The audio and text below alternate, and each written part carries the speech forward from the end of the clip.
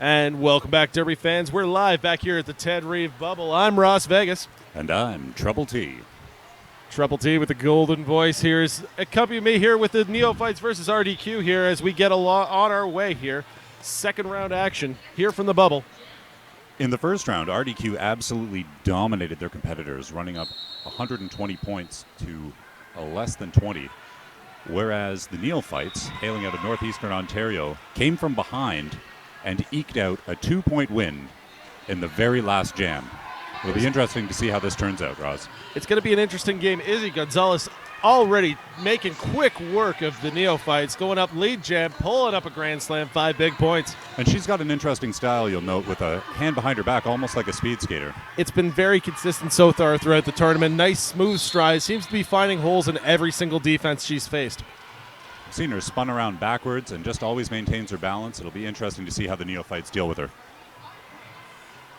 So far, it hasn't been too much. She's had an easy roll through for her first 2 passes, picking up 10 points so far in this jam. Whereas Nikki Ninja, for the Neophytes, is having a little bit of trouble getting past the RDQ blockers, who are absolutely solid again in their first round. RDQ has been taking a very interesting approach so far. Their blocker core has been solid so far in the first game. You'll even notice when they line up to begin the jam that they're way up at the pivot line, which is a bit unusual compared to some of the other teams that we've seen in the tournament so far. Izzy is continuing her dominance so far here in the Bubble, racking up 20 so far this jam. Does not look like there's going to be any rest for her in this time, going continuously through the backpack of this Neophytes pack. That was a hard one to say. Whereas Nikki Ninja just got hung up by Kill Easy, number 3 for RDQ, and Guns N' Roses, number 8. Having a whole lot of trouble getting past those two.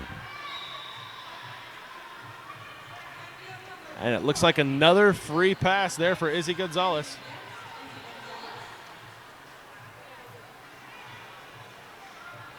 This has been a demonstration in offense so far. Izzy Gonzalez picking up 30 points in a non-power jam situation. It's pretty incredible. It shows so far how basically that our RDQ is doing so well in their blocker formation. Like it's been a solid 3-wall. It's been dynamic 3-wall at times. And with only 8 skaters on the bench, 8 blockers, they've been running a 2-line system pretty much the entire time so far. But let's not count the Neophytes out yet. They showed a lot of heart in their first match, and they could certainly come from behind. It's shown in their first game. They did not have the lead until the very last jam. Here comes Chlamydia in the lead jam position for RDQ. Grissom Gracie is breaking the back of the pack for the Neophytes.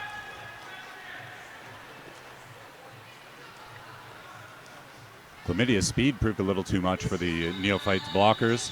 She got through the pack and called off the jam. And that was a good jam there for the Neophytes. Grissom Gracie got out of the pack pretty early, forced Chlamydia to call the jam off only after picking up 4 points.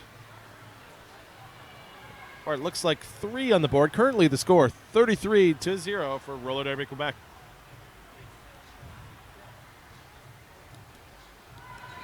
Skaters are lining up for the third jam of the game. And the officials kick it off. Izzy Gonzalez jamming for RDQ, and before I could even say her name, she's got lead jammer. Can you see the balance? She had Moose down on the track in front of her, and she skipped over, maintained her balance on one skate, and kept on rolling. Pipsqueak gets nailed and sent to the back of the pack for the Neophytes as Izzy Gonzalez rips through again. Here comes Pipsqueak, getting just mashed and piled on in the pack. Pipsqueak had a solid first game, ending up in a foul at the end of it, but still, it's shown great improvement so far from what I've seen in the first game so far here at Too Fresh, Too Furious 2015.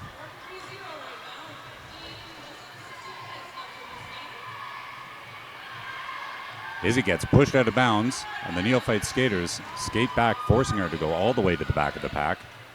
But she hops right back in and cuts through the pack like a hot knife through butter. I find it amazing so far. Like I've announced at this tournament a few years. I've refereed at this tournament a few years. It's amazing to me that these are all fresh meat skaters, and yet you're seeing common tactics that you're seeing in today's game transferred down to the very basic level. 4 or 5 years ago, you would have not have seen this type of dynamics, especially within a blocking core. Yeah, very solid showing, as you mentioned before, in the blocking core for RDQ. I saw it in the first game as well. Neophytes really have their work cut out for them. We're a couple of jams in already, and they're still struggling to even get on the board. Ninja Turtle. But again, they've got a lot of heart. And here comes Nikki Ninja. She came out with a 23-point jam in the last game. She looked absolutely exhausted by the end of it.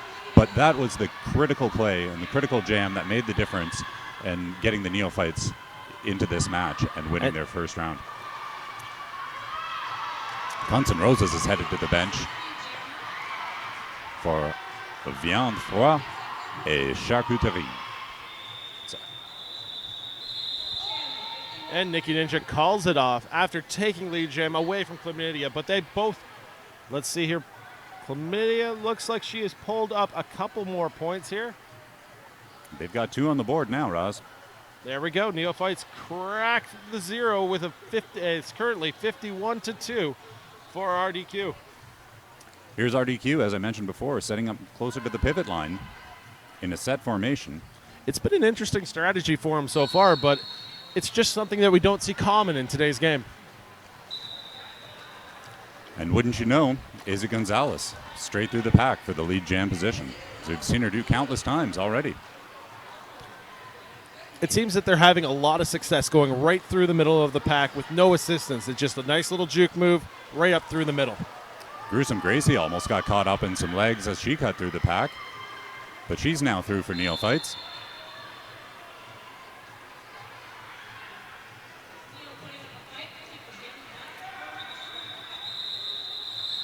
Gruesome Gracie has been consistently getting out of the pack, forcing whoever, is it Chlamydia or Izzy Gonzalez, to call it off usually after a pass or 2 at this point, which is keeping the damage minimum and keeping it to at least a reasonable level.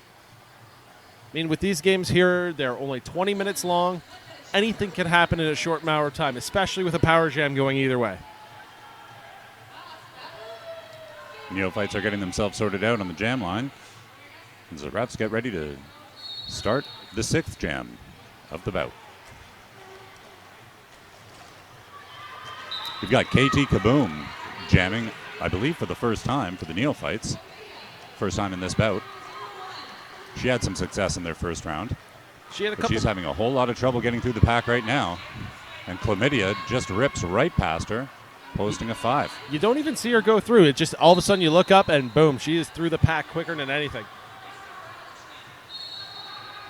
That defensive wall for RDQ is very, very tough right now, led by Taminator, being the pivot, basically commanding the troops and keeping that wall, it seems impenetrable at this point. Yeah, Chlamydia just ripped through the pack again as KT Kaboom, jammer for the Neophytes, is sent to the bench, creating a power jam situation. Chlamydia gets dumped and looks like she's in some pain.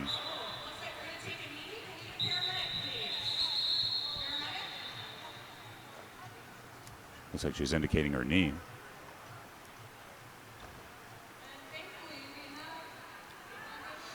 And I've always heard that paramedics are the most important people in the building at any jam. In fact, the game can't go on unless paramedics are available and watching the track. The score sitting at 65-2 for RDQ over the Neophytes. Neophytes are a conglomeration of several different leagues, from Gold City, Nickel City, Sault Ste. Marie, Kirkland Lake, Temiskaming, and Cochrane, whereas RDQ comes from Quebec City. Made the long trip here. This is actually an international tournament. We've got a team in from Buffalo, New York as well. Yes, we got the Queen's Court coming in from Buffalo. They've been it's been the international presence of this tournament for a few years now. They've had strong showings in the past, but have yet to rein in a first-place victory of any sort here in the last few years because it's been a very strong field. RDQ, with their representatives last year, took a very strong stance early on and actually continued all the way, taking into the final. Now, while we're on an injury timeout here, let's bring in some of our sponsors and our vendors and introduce you to some of the fine folks that help make Derby possible here. We've got the Happy Peddler, unique handcrafted items made from new and recycled materials. They're able to be found on Facebook. 1234 Skate Company, skater-owned and operated. Lucy Lou can hook you up with all your Derby needs. She can also outfit you for your after party, which, well, that is true. On-site skate maintenance available to locations to serve you better. Come see us in Vendor Alley or in the Bubble. I'm sure Lucy Lou is around here somewhere. I've seen her 2 or 3 times. And Mill Street Brewery is one of the most solid sponsors of GTA RollerGirls, your host league for today's tournament. And they're represented here in the Bubble, as well as at the Ted Reeve Arena. Now, one of the things about having all these vendors here is they're all over the place. They provide a wealth of gear to all of these new skaters who need to pick up anything they need, whether it's a mouth guard, custom fitted, or the new knee pads, new skates. Everything's available here, especially apparel. There is a ton of apparel available here. Some absolutely wonderful items, you're right. Keep in mind that later on today, the Louisa Calamaris Heart Award is going to be presented. That's just about a half an hour from now. And this is an award for a fresh skater. And each coach puts in a name, one name from their own team, for a fresh skater who has shown the most heart. Maybe not the fastest skater, maybe not the most solid blocker, but the person who's shown the most heart. So of the 15 teams here, we'll have 15 nominees, and it's a random draw for the winner of the Louisa Calamaris Heart Award. Louisa Calamaris being an absolutely huge supporter of fresh skaters. And you can hear the applause now, Roz, as Chlamydia has helped to her feet and rolled away from the track. And that's good to see. It's unfortunate to see an injury of any sort, but it's good to know that she's at least going on the track, being escorted back to her bench or into the medical area. It's always tough to see an injury of any sort, but in this case, I'm glad that our medical staff is here and ready for all injuries that can and do happen here in roller derby. Well, it's a full contact sport, absolutely, and I think a lot of people still think of roller derby, some people anyway, still think of roller derby as akin to wrestling and something that they saw on TV in the late 70s and early 80s that was a bit more of a show. That is not what we've got here. We have flat track action. It is full contact, very serious. We've got talented skaters. These are all new skaters. They're out getting their bruises and earning their lumps. But we're almost ready to get back to the action now. RDQ is lined up at the jam line. The refs are on their feet. Neophytes are joining them, and we're ready to start again. Again, your score, 68-2, with the Viands way ahead of the Neophytes at this point. Now, it'll be interesting to see what they do for RDQ. Right now, they've been going on a 2-person rotation of Chlamydia and Izzy Gonzalez. Izzy's out there right now jamming with the stripe, but driving with the star, pardon me. And she gets lead jammer coming around, trying to tack on more points to that 68-2 lead right now. We're still in a power jam with KT Kaboom just standing up in the penalty area now. She may be joining the pack again shortly. Izzy again shreds that pack. And here comes KT off the bench.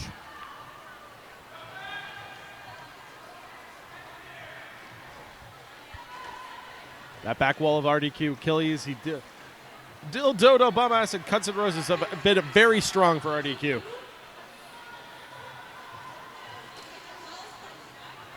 As they keep going along, it seems that Izzy has not broken stride yet. She seems to be a nice, smooth stride, one arm behind her back till she reaches that engagement zone.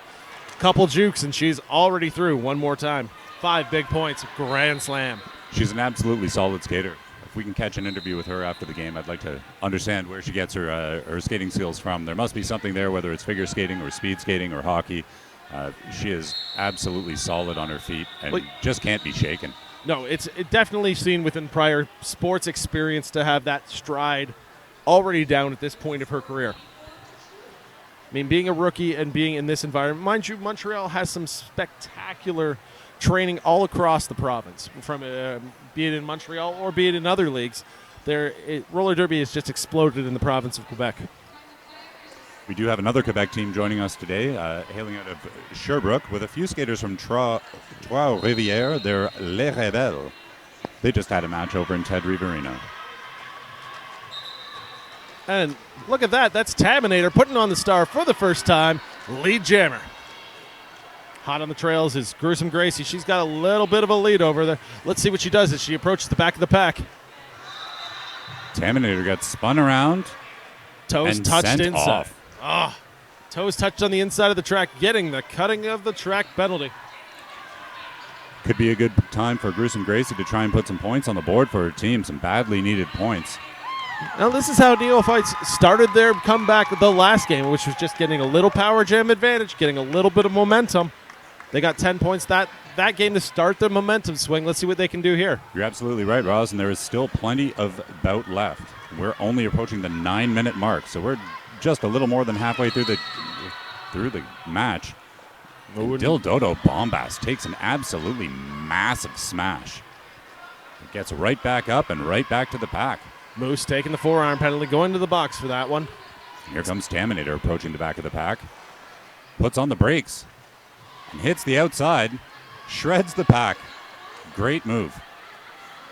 It seems whoever that RDQ puts the star on, they are out there and they just fly. Gruesome Gracie still having trouble cutting through, but she manages and posts some points. The Neophytes now a little more of a solid showing on the board. The score sitting at 88-12 in the 8th jam of the bout. Here comes Gracie again. And she's going to take a penalty for that one, going to the box for a back block. I believe that's her second penalty of the jam so far. Meanwhile, Taminator takes it to the inside, posts 5. She's circling back around.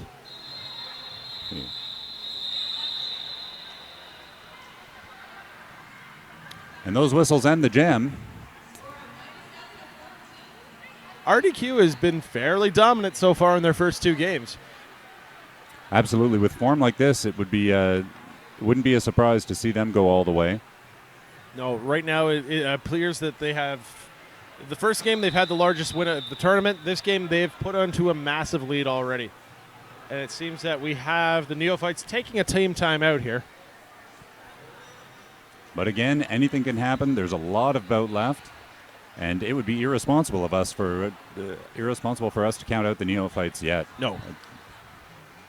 It would be right now. They just need a little bit. Like they've clawed a little bit right now. They've got 14 points. Most of those in the last 2 jams. All they need is a good blocking core to stop Izzy from actually getting through on her first pass, and we'll see what happens. Take a lead, you just get it bit by bit. But with only 7:22 left remaining, it's going to be a tough challenge for them. Absolutely. Look for the Neophytes blockers to really step up. If they can get lucky and get a power jam situation, then it's possible that they could really rack up some points the way that they did in their first bout, whether it's Nikki Ninja or one of their other skaters.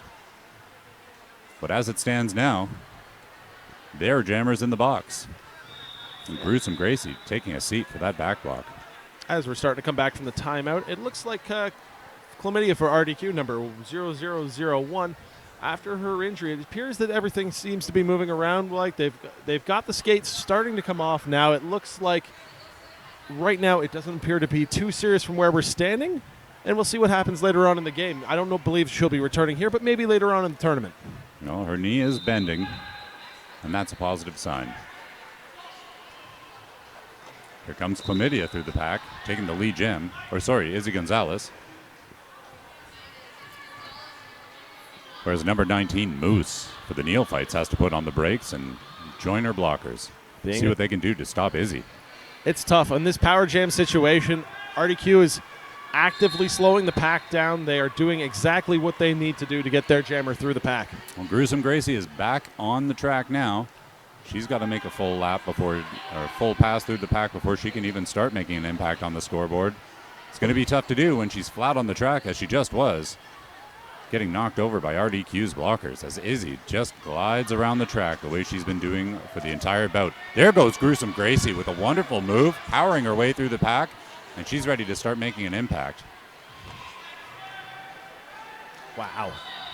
See Izzy's control there, getting bumped by Moose, doing a 360, staying upright, staying inbounds, and having the wherewithal to call off the jam as Gruesome Gracie approached the back of the pack. Now that was such a great display. Unfortunately, it broke our scoreboard. As you can see on the screen right now, our entire scoreboard is chopped in half. Well, it's as though the viande froide et charcuterie are the only ones on the scoreboard, which is almost the way it is. Neophytes sitting with 14, RDQ 111, with 6.5 minutes left in the bout as we set up for what will be the 10th jam. We'll have an official timeout here, I believe, to try to fix the actual board. It looks like Joe the locksmith out there. He's physically going and putting the piece back up. You can see South Simcoe is starting to migrate into the bubble, getting ready for their next match against Queen City. As I look behind me, it looks like the entire Queen City roster is sitting right behind me at the moment. Queen City led by Anita Doobie, who is a long-standing member of the Queen's Court and the Queen City RollerGirls. She used to be an official way back in the day. It's a little bit of Queen City history along with... oh, gosh, I've done this way too long to be going through that. You people, if you're not here, Mama, good to say hi to you. Ross saying hi. I know you're watching at home. Well, as we get out the old-fashioned ladder here to pick up this pace, we should entertain you with a few more vendors, a few more of our sponsors here. Let's see, who haven't we gone through all right? We've got Rumbling Rage Derby Shop, partnered with Bont this year. Come by our booth for a chance to win a pair of new Quadstar Bont boots. Check us out at www.rumblingrangerderbyshop.com. If you're at home, load up brasserie-boutique.ca. They have better options for braziers at reasonable cost while helping with sizing. Check out brasserie-boutique.ca. If you're in the house, they're over at Ted Reeve Arena right now. If you're thinking of coming by Ted Reeve Arena or the Bubble here today, Neil Gunner is here with his derby book, Into Battle, the Roller Derby Experience in photos and interviews. Just $40 will get you an autographed copy with a portion of the sales going to the GTA RollerGirls. I've met Neil. He's an outstanding gentleman, and looking through that book, it is a hardcover, beautifully bound, full-color book with absolutely stunning photography. You can also check out Neil on Flickr. He's got a number of pictures posted in the Derby theme. Just has an incredible ability to catch the action, and the book is full of stunning, stunning photographs. One of the things I really like about the book is just the detail when it comes to almost the story writing to it, where it's like a little bit of information on each picture, going through the history of it, and just something that you don't usually see within your standard derby photographers. That title again is Into Battle, the Roller Derby Experience. Look it up, find Neil Gunner on Facebook, and we're about ready to start another jam. Nikki Ninja on the line with Taminator. And look at this. It looks like Neophytes are holding Taminator here, but she still goes through it. Turn one, lead jammer Taminator and RDQ. Nikki Ninja looking a little frustrated, way at the back of the pack. She gets some help from KT Kaboom, pushing some of the blockers out of the way, and is able to make it past the rest of the pack as two skaters go over to the bench, one from each team. Here comes Nikki Ninja, approaching the pack, but Taminator sees that and smartly calls off the jam, holding off any ability for the Neophytes to improve their score. They're down by 101 at the moment, and time is whittling away, approaching the 5-minute mark, 5.5-minute mark. With RDQ reaching the century mark once again here in their second game of this tournament, it's amazing with only 20 minutes to play with. We're not even 15 minutes into this game, and they've already racked up 115. It shows the talent here on the RDQ team. They don't seem to have been fazed by a long drive from Quebec City, that's for sure. We've got Doc, number 12, headed to join her friends over in the penalty area. We've got 3 skaters currently for Neophytes in the penalty area, though it looks like time has been served for the first 2. It looks like a small party happening over there in the penalty box. I'm sure they have snacks and non-alcoholic beverages over there.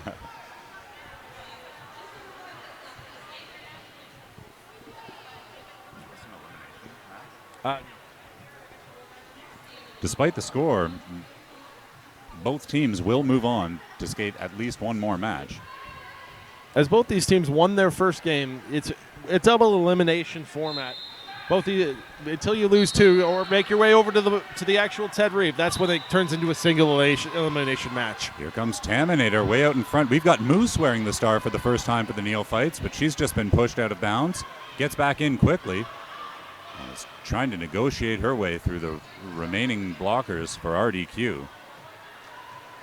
Can't seem to stay in bounds, though. Meanwhile, Taminator rips right through the pack and is gliding around, making that long left turn to approach the pack again. Moose again, for about the 3rd time this jam, pushed out of bounds and has to go to the back of the pack, while Taminator just slides on by. Ooh. Pipsqueak and now Moose are headed to the bench for Neophytes. Moose going to the box for a forearm penalty. Didn't see exactly how that one happened, but the parade to the penalty box once again for the Neophytes. That's a lot of blocking for Gruesome Gracie to have to be responsible for as the lone skater out for Neophytes right now. Well, when the star's on her head, she's swinging around. When the star's off her head, she has to captain that pack. She's doing double duty out there for the Neophytes today. Well, we've got a ref down in the center of the pack. He's trying to keep up with Taminator. Can't quite do it. Senior Wiener taking a big spill here as the crew head. Taminator taking a bit of a breather. Winding down the clock. We're under 3 minutes left to play. The score is sitting at 139-114. An absolutely massive lead from RDQ. Taminator just spins on by once again. But here comes Moose powering through the pack as best she can, but RDQ has just impenetrable blocking. It's just been a veritable swarm going in there. As soon as she touches the pack, everyone identifies the situation and puts a body to body. It's something to learn with it's amazing to see at this level already, but it's just the coordination of the blockers with each other is something to see, and we're seeing it right here at Fresh Furious 2015. I could see some frustration. That blocking must be absolutely frustrating for the Neophytes, and Moose was letting it show a little bit there at the end of the jam. It's completely understandable. It's a pack that you cannot break through without a little bit of help from your teammates. They are just too coordinated and, at this point, too strong to go through. I don't think anyone's kidding themselves about the Neophytes' ability to come back and win this one, but they're not giving up. No. Despite the frustration, they're getting out there. They're still doing their best. They're laying out the body, and they're trying to stop this onslaught from RDQ. That was, however, a 27-point jam on that last skate, which is an absolutely huge sum. Although, with the score the way that it's been throughout this game, not the biggest jam that we've seen. I think Chlamydia had, 30 points off her very first jam of the game without even a power jam. It was just consistent, speedy, and hopefully everything with a good recovery for her later on in the day. But with the Neophytes right now, they are doing an excellent job. Like, it's tough to even be saying this much at this point. Like, again, this is a fresh meat tournament. And the things that we're talking about right now are not skating techniques. These are upper advanced level techniques that we're seeing here from both teams, actually. And to see it at this level is amazing, and it just shows what the training of both leagues are showing, like right now. In their fresh meat program, we should be able to see, we're seeing people that are, we're not seeing people who are struggling with stopping or skating or anything like that. We're talking about technique at this point. We're talking about strategy, which is amazing for this tournament. I agree. It's been an absolutely fantastic tournament. I'm looking forward to quite a number more games. We're only at 20 after 2, and this goes right on. If you're watching from home, you're in the Toronto area, don't worry about the traffic. Get in the car, get over to Ted Reeve. There's a lot of action happening here. Take a cab, take transit. Either way, just get your butt to trackside.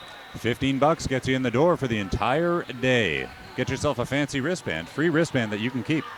Ooh, wristband. Here comes Izzy with that same classic speed skating type style. Sneaks up behind the pack, and before you know it, she's through again. Absolutely unbelievable. Slamma Janet is jamming, though, for the Neophytes. I believe that's her first time wearing the star. And she gets out past her initial, forces her to call it off. Now, one thing you can see right here, especially with Izzy Gonzalez, is she's not wasting valuable energy going across the track as she's outside of the pack. She's using as little energy as possible, but just doing a nice, smooth skating motion to get back. You're not in an extreme hurry to get to the back of the pack. Save your energy for when you need to engage, when you need to juke, deke, and find the hole to go through the pack.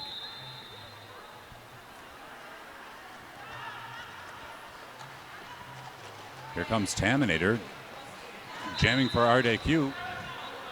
Makes it out, almost loses her footing, but manages to stay in on a couple of wheels. We got 88, Kate Reconcile. Kate Reconcile with the star for the Neophytes. I believe it's her first time with the star today. Taminator just taking her time, winding down the clock. 17 seconds left. She's not even pushing at this point, just gliding. Gruesome Gracie's up there trying to break a hole for her jammer. It just seems even tougher with her in there. She's just banging and banging and banging. Just an absolutely huge difference between the blocking on these two teams. Taminator looks over at the clock, realizes it's wound down to 0, calls off the jam, and stops the bleeding for the Neophytes. Looks like the unofficial final is 115 for Viande Froid et Charcuterie, and 14 for the Neophytes.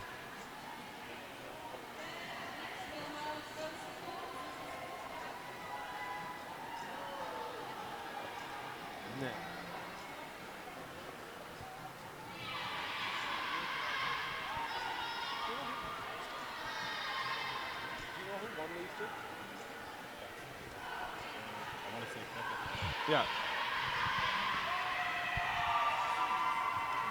Well, ladies and gentlemen, that is the conclusion of this game. That's RDQ with 155, Neophytes with 14 points. We'll be seeing both these teams in action at least one more time going through the tournament. The Neophytes will be dropping into the one-loss bracket. They will be facing the winner of B8, which will be coming up at 4:20. If we keep the schedule the way we're going, the Neophytes will be playing at 4:20. And RDQ, with winning that game, should take them all the way to, I believe, as we're looking up here in the bracket, that should take them all the way into the second half of the tournament. That'll put them into the simulation stage back over at Ted Reeve in the arena. As far as they are concerned, they are going to have a pretty lengthy break, probably playing again at 5:40. That's 5:40 in the arena. If you look at the bracket online, it's somewhat confusing, but you'll figure it out eventually. It's the same bracket that they use at the Beast of the East, except with 2 tracks, it all happens in one day. But we'll take a short break as we get ready for Queen's Court, straight out of Buffalo, New York, facing off against the South Simcoe Rebel Rollers from the Barrie and Orillia area, coming up in just a few minutes.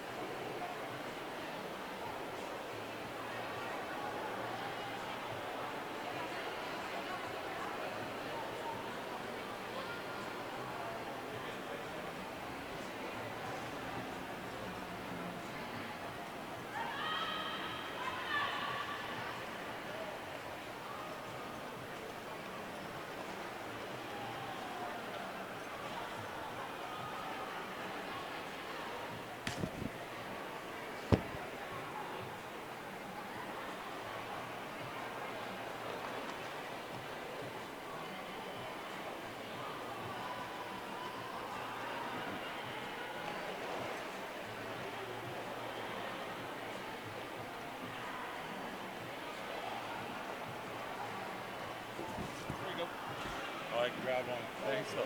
Yeah. Well, super around her. Ultimate trooper.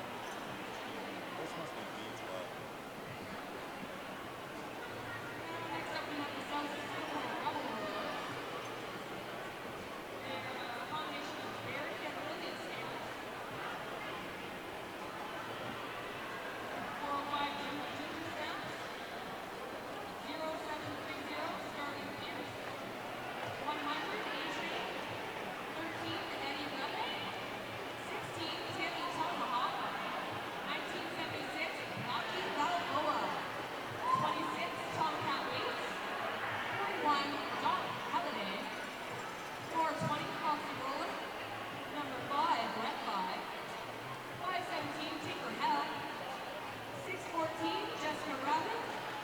72 Dark Alley. 8008 Busty Cruiser.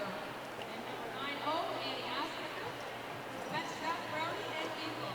That's your South Simcoe Rebel Rollers. Playing in the Queen's Court from Buffalo, New York. Number 122. Oh, we got some fans in the house. Number 122, Sinister. Number 126, Kathy McGrath. Number 13, Rossi. Number 138, May, Bring Down the House. 203, Rasputin. 208, Penny Dreadful. 324, Erin Morales. Number 4, Mixed Nugget. 499, Megalomania. 72, Molly Maline. 88, Jules Byrne. 905, Nick Creedy. Number 91, Sigourney Weaver. 921, Scar Kinsey. Bench Staff, Kyle Lovett and Anita Doobie. That's your Queen's Court from Buffalo, New York. Oh, we're gonna have an exciting game in here. Want the fans to cheer us on? Up next in the bubble will be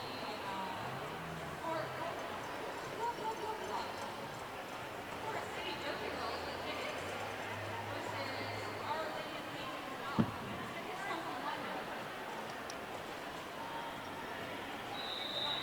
Skaters going up right now.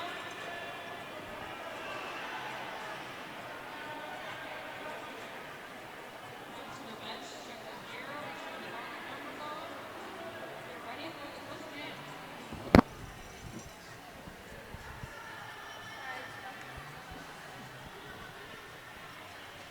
Welcome back, Derby fans, as we get ready for some more excellent, exciting, and electrifying Derby action with South Simcoe Rebel Rollers facing off against Queen's Court. South Simcoe, hailing from the Barrie and Orillia area, where Queen's Court is straight out of Buffalo, New York. They are our only international team in the tournament today, but they've been a mainstay of the Fresh and the Furious tournament ever since its inception.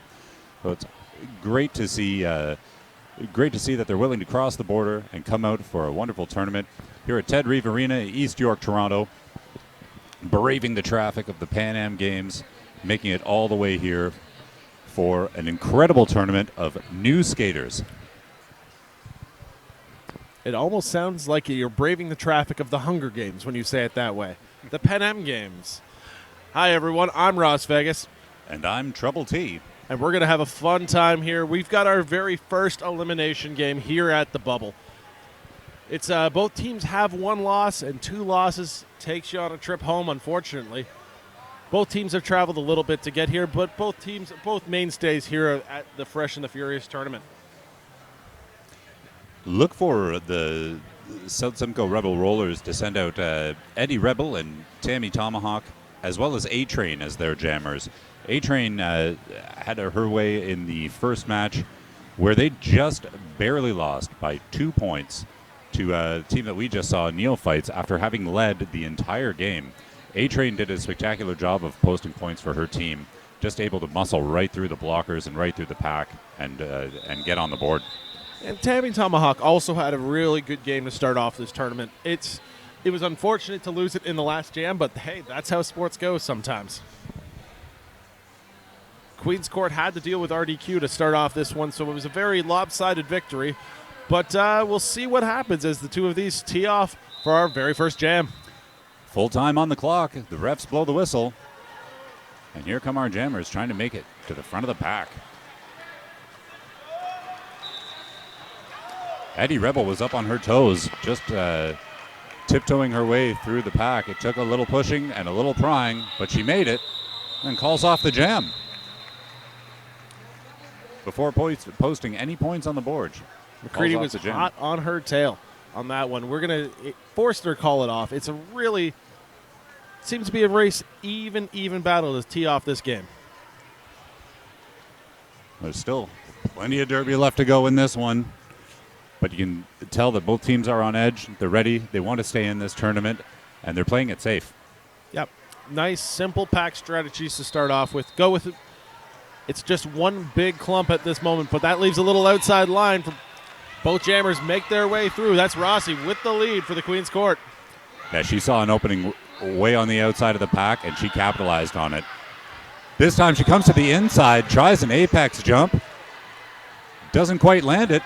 Gets the points, gets back to her feet, and she's plowing right through again. Oh, in that case, it was a late call for cutting the track going against Rossi. It seemed to be it looked clean from my perspective, but the inside line saw it a little differently. There you go. Our perspective doesn't matter quite as much. We're not wearing the black and white. No, A-Train has cut through the pack, and she's ready to take advantage of this power jam. Just plowing through, but gets called for a back block. Advantage is gone. We're going to flip-flop our jammers, and we're going to go a full 2-minute jam. Blockers don't have a whole lot to do in a situation like this.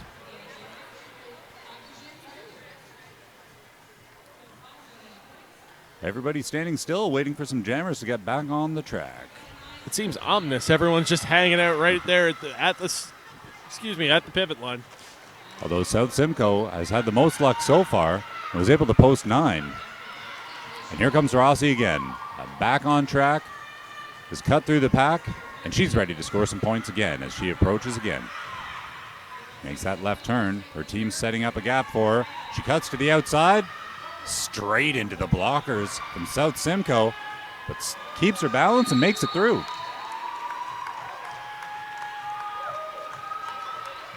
A-Train returning to the pack. That gave Queen's Court their very first lead of the tournament.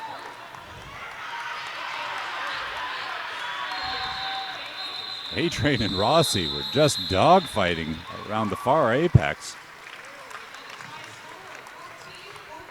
And after having the lead very briefly there, Queen's Court, South Simcoe came back, posted some points, and we're tied up at 14. It's been a back-and-forth battle so far, both in the pack and with jammers. It's going to take a little bit of an edge for one of these teams to take a lead.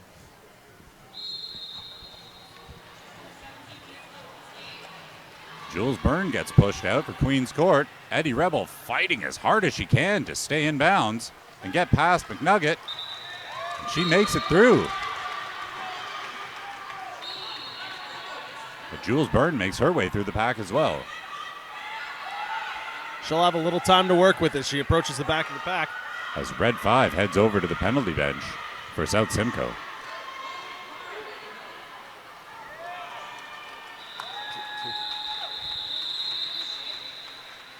The jam gets called with 16 minutes remaining in the bout. Once again, 4 points apiece. We've still got a tie, 18 all. We're neck and neck. Both of these teams want to stay in this tournament. Nobody wants to get eliminated at this point. But someone is going to have to go home. Nice to see Queen's Court posting some points. They had a very, very tough time against RDQ in the first match. So it's great to see them have an opportunity to jam a little. Oh, and that was an excellent block by number 4, Nick Nugget. But you can't stop the A-Train. A-Train keeps rolling on through. She's got a lot of power and is able to make quick work of the smaller blockers. Especially when she's got some speed, having circled around and coming up on the back of the pack. She gets caught up a little in this situation where she's mid-pack, calls off the jam as a result. Well, and that's going to break our tie. Rebel Rollers 21, Queens Court 18 with 14:50 left to play.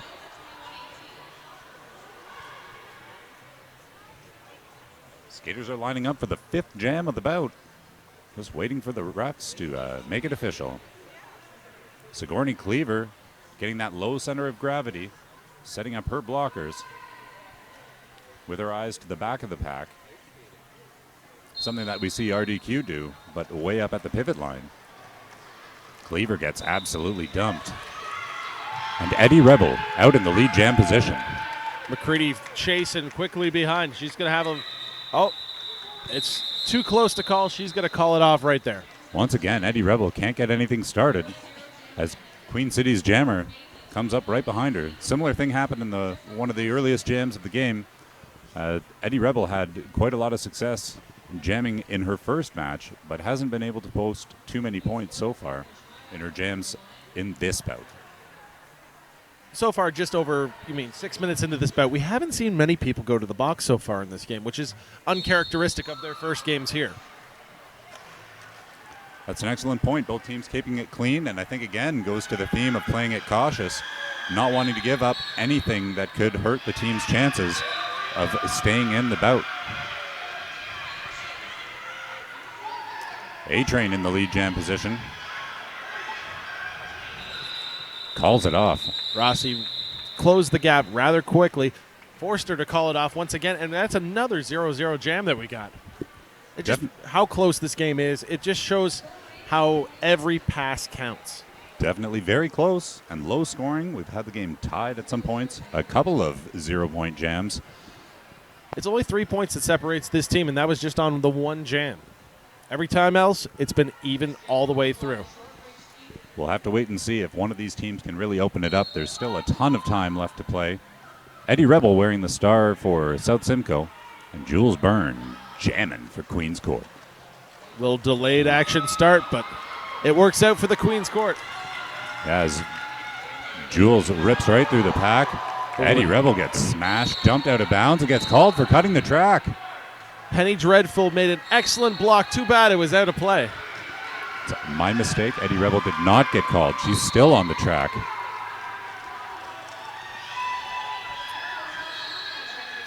That penalty bench is starting to fill up now, though, Roz. As soon as I say something, that's when it always happens. At the parade to the box starts right now. Here comes Eddie, looking like she's going to make a move to the inside, but shakes to the outside to no avail as Jules Byrne comes up to the back of the pack. Jules Byrne waved to call it off, and what's happened is she's gained an advantage here as the pack splits open. She gets a freebie going through. That should be a big 4 points. There goes Sinister to the box. They're going to have to get some more seating out there. Now it's looking like a little bit of a USARS battle out there as the pack only one-on-one is speeding up. The pack, everyone is split all over the place. Actually, the ref's keeping a keen eye on everybody's position. it's turning into a speed skating battle out there. Jessica Rabbit tries to give a bit of an advantage to Eddie Rebel to give her a push, give her some extra speed. Oh, now Doesn't help. we got a pack finally. Here we go. Comes Jules Byrne. Number 41, Doc Halliday tries to take out Jules, but gets absolutely shaken baked. And Jules calls off the jam after posting 16 points to the Rebel Rollers 8. Well, that's what the Queen's Court needed right there. They needed to take advantage of the situation, and it looks like we are going to get a timeout.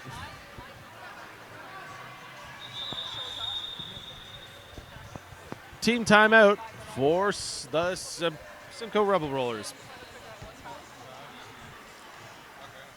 Again, what a sensationally tight, close bout this has been as we approach the midway point. I'm looking for one of these teams to absolutely blow it open in the second half.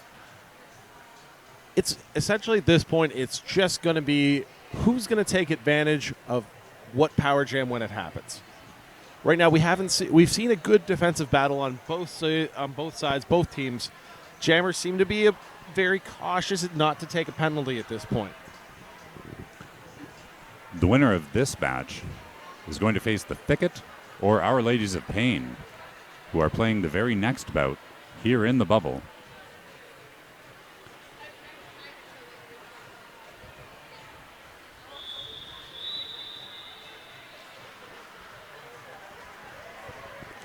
As we come back from the timeout, Queens Court 34, Rebel Rollers 29 with 10:44 left to play.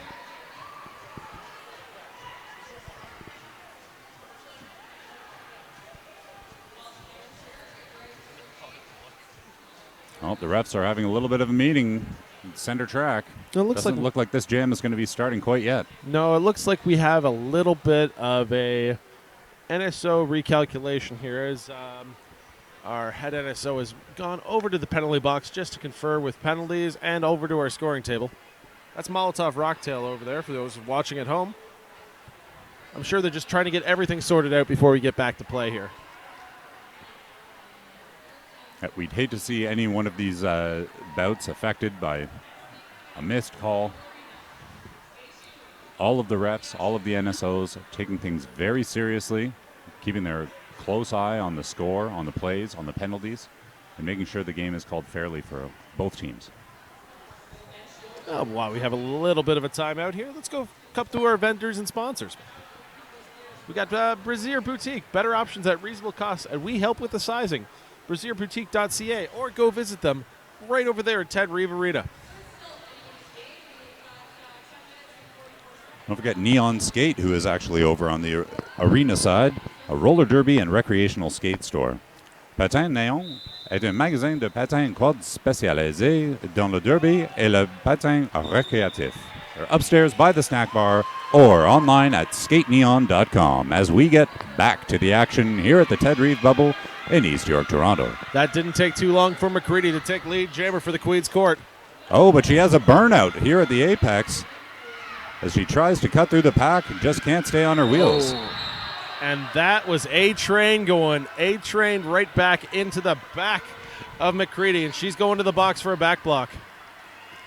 McCready looked like she winced and held her back there, but she's back on her skates. Here she comes.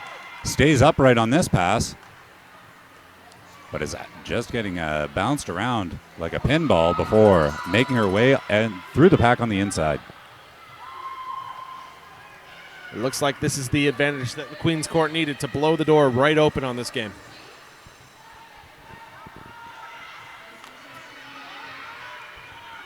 McCready up on her toes, just staying in bounds, just staying legal, makes it through the pack, and rips around again. She's going to take another try in this power jam.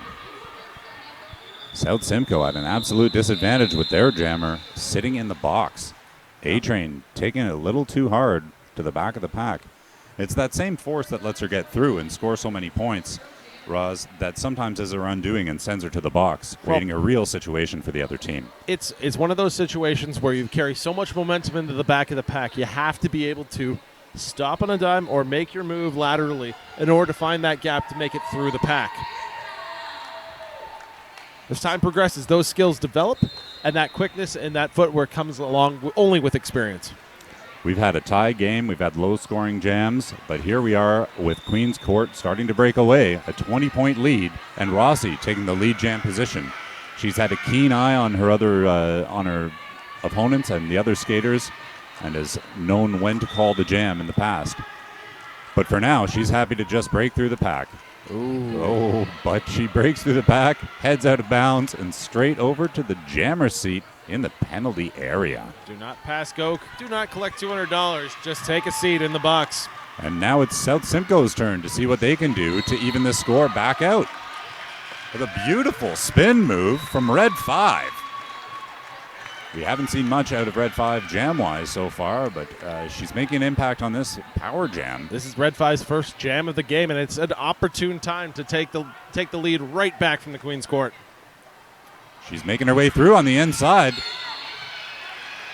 And it looks like Sinister for Queens Court was looking the other way. Didn't realize which side Red 5 was coming up on. Wasn't able to help blocking. Rossi makes a neat move. And ties up South Simcoe's blockers. I didn't even see her come out of the penalty box. She was that quick, going right through the pack. Well, if you didn't see it, South Simcoe certainly didn't. She shreds the pack again. And it's going to pose some major points here for Queen's Court. She can handle it. Red 5 sent to the back of the pack. Both jammers now. Straight at the back. But it's Rossi who makes it through, as Red 5 is still tangled up. It seems she cannot get past number 208, Penny Dreadful. Being a dreadful pain in the butt there. Red 5 cannot handle all of that blocking. Rossi passed the pack again. I don't even think anyone touched her. And there we are at the end of the jam. South Simcoe had a bit of an opportunity there, but wasn't able to capitalize. We've got a 19-19 jam, so the score is still separated by 20 with Queen's Court out ahead. Time is winding down, but still lots left in this match, in this bout, with 6:47 up on the clock.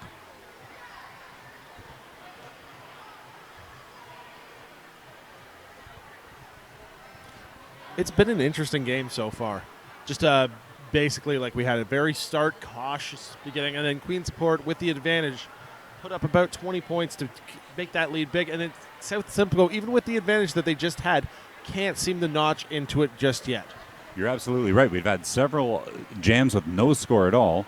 We thought it was a low-scoring match, and here we have both teams have just posted 19 points, which is a whole lot of points for a single jam. But we're separated by 20. Queen's Court is eked out ahead, but this just goes to show that it's only on the basis of one or two jams. With the amount of time that's left in this match, we could see this one go either way. Oh, at this point, absolutely. 6 minutes and 47 seconds is an eternity in this game, the way it's played right now. But what we really need, like, the Rebel Rollers really need to put a stop to Rossi right now. Rossi seems to be unstoppable going through the pack. There's 2 or 3 times where they don't even see her coming. That particular jam was evidence of that, absolutely. She made it through, coming off the bench. She busted through the pack without being touched, and then went around the pack 2 more times with no one there to stop her at all. She had no challenge, no trouble at all getting through the pack, and that made the difference on that last jam. Well, it seems as we're concluding the end of this timeout, it looks like the officials are determining whether or not a penalty was.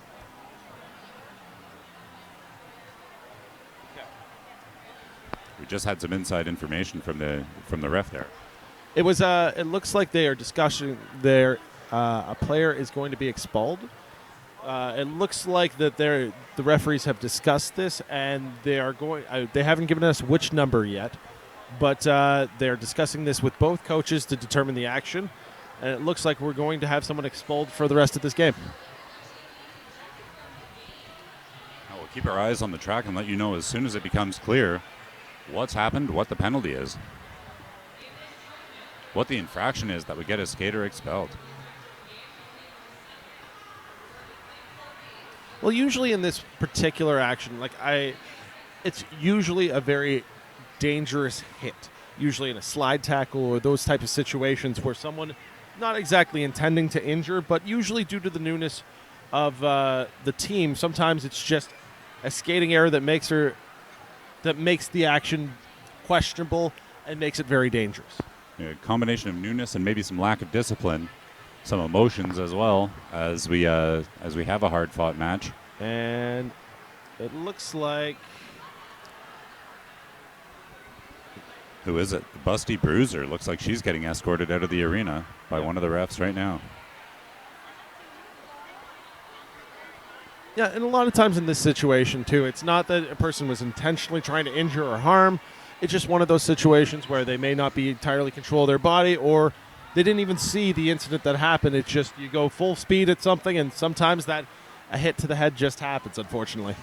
We've seen an injury already in this match. We've had some time off. We know that safety is paramount. This is a rough and tumble sport, and the rules need to be enforced. We've got a full team of referees and NSOs here to make sure that everybody has fun, plays hard, but is still safe at the end of the day. A-Train is back jamming for SSRR as we get started again, but Jules Byrne for Queen's Court heads into the lead jam position. A-Train now is through the pack. And let's see what she can do to narrow the margin.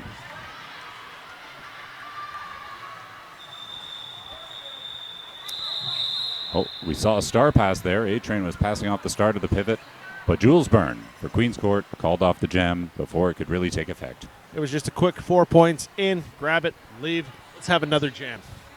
With 6 minutes left, if Queens can continue to control the clock that way, I'm pretty sure that they're going to come out with a victory.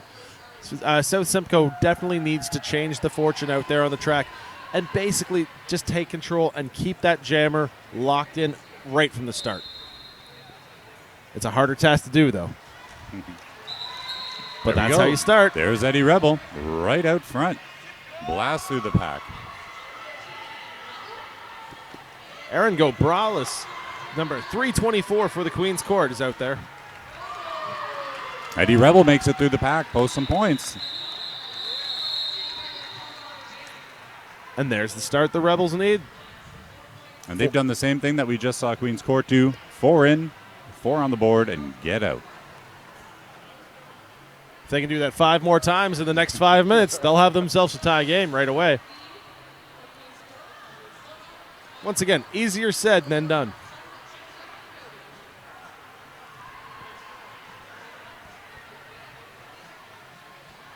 (72-52), 5 minutes remaining.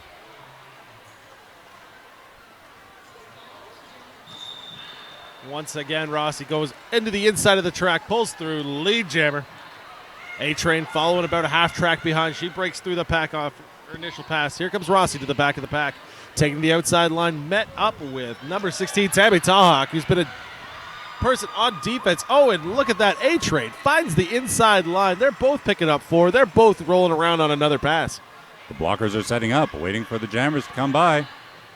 Rossi just finds the gap and pulls right through with no trouble at all, while A-Train gets hung up. Rossi calls off the jam, and Queen's Court widens their margin.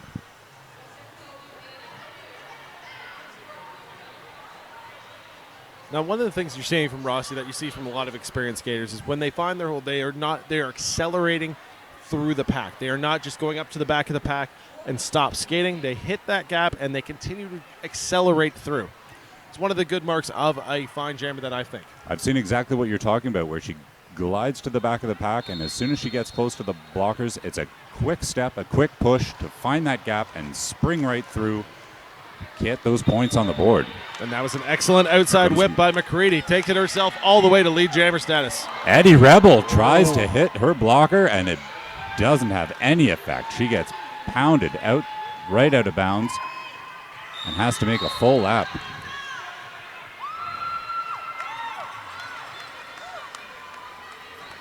That was an odd set of circumstances. The Rebel Rollers waterfalled all the way down, but McCready still able to make her way through, grabbing up another 4 points. Rebels still coming around and coming to the back, coming back here as both teams set up. McCready calls off the jam right in front of the announcer's table. Another 8-4 jam for Queen's Court. It seems to be a fairly even battle, except for that 1 or 2 jam scenario where Queen's Court have come out with the advantage. That's right. They really held about a 20-point lead for most of the second half of this bout, but they've widened that with a couple of quick in and out 4-point margins on their scores. The score right now is sitting at 88 for Queen's Court and 60 for the Rebel Rollers. A-Train rolling through on the inside, picks up lead jammer. And that's Tinkerhill headed to the bench for South Simcoe. A-Train makes a move to the inside. 1 blocker left. She does a shake and bake, passes the blocker, and calls off the jam. A-Train's been very consistent out there today. She's gone out. When she's picked up a lead, she's always come out on the positive side of the ledger. You're right. She picked up 4 there, called off the jam, and lets the line switch. Looks like she's catching her breath over on the side after some hard skating. And we're ready for another jam. 88-64 Queen's Court in the advantage with 1:40 left to play. That's a big margin, but certainly not impossible with a minute and a half left. We've seen bigger jams so far today. And after some serious blocking, knocking Rossi down, Eddie Rebel takes up lead jam, but then heads off to the penalty box before she can be called lead jammer, leaving Rossi in the lead jam position in this power jam. Did you see that move? Fakes to the inside, heads to the outside, and passes 3 blockers absolutely untouched. Let's see if she can do it again. Inside. Outside.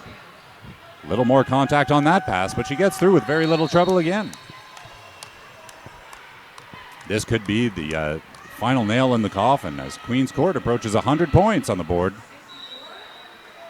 A huge improvement from the 10 they got in their first bout. With only 42 seconds left in the game, they just need to run out the clock in order to seal the deal on this one. Eddie Rebel is back on jamming for South Simcoe, but got pushed out of bounds and sent to the back of the pack. The toe goes inside, and she's off again, sitting the bench. Rossi's taking a back block there. She went in a little too hard into the back of the pack and just got caught up with a blocker. With no jammers left on the track and only 15 seconds left to play in the bout. This will be our final jam. This will be a bit of a quiet end to a bout. Queen's Court sitting at 103. South Simcoe 64. Rossi's back on as well. Eddie Rebel makes her way through the inside, picks up 5.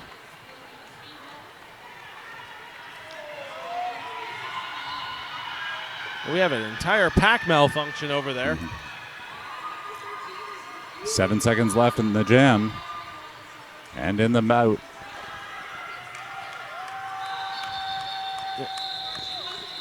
And that will be the final whistle of the game. I mean, with the Queen's Court winning 107 over to South Simcoe's Rebel Rollers 69. In conclusion, that game was not really defined by the score. It was a very even game throughout. It was just a tale of 1 or 2 big jams from Queen's Court that actually enabled them to have the victory in this one. I absolutely agree, Roz. As we've said time and time again, there were jams with absolutely no points. There were even jams. It took a long time for this match to get up and running. If you would have spoken to me at the 10-minute mark, I would have been pretty astounded to know that there was going to be a final score with this wide a gap and with Queen's Court picking up 107 points. But it serves them well. They had a very, very tough first bout, and it's nice to see that they can turn it on. It's amazing to see that we've actually seen more 100-point games in these 20-minute bouts than I've ever seen before in this type of format. Well, I think as some of the maybe fresher and weaker, less experienced teams get weeded out after double elimination, it may be that we see less of these margins and less of these high scoring, less of these high scores. But as it stands now, Queen's Court moves on and South Simcoe goes home. Sorry, that's not true. Yes, it's true. No, Queen's Court won. They get to play. South Simcoe goes home. Now you said it right, I believe. And if not, hey, stay tuned. We'll figure it out later. Beauty of this tournament, everyone's fresh, everyone's furious, and we're going to have another game coming up to you next. Thanks for watching. I'm Trouble T. I'm Ross Vegas. Stay tuned for more Derby action at Fresh and the Furious 2015.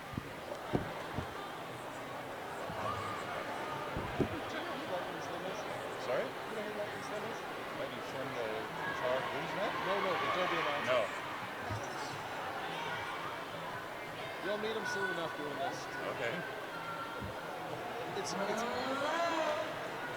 very similar baritone. Okay. It's to the point where I'm getting confused sometimes when I'm not paying attention. All right, I have no clue. Looks like Jax is updating the board. Find out what's going on, and then we'll go from there. Awesome. Yeah. That was a lot of fun. Yeah, man, I like that a lot too. Yeah, it was a lot of good back and forth. Not so much one way. I like that. Just figure out a rhythm. Yeah, it was magical too.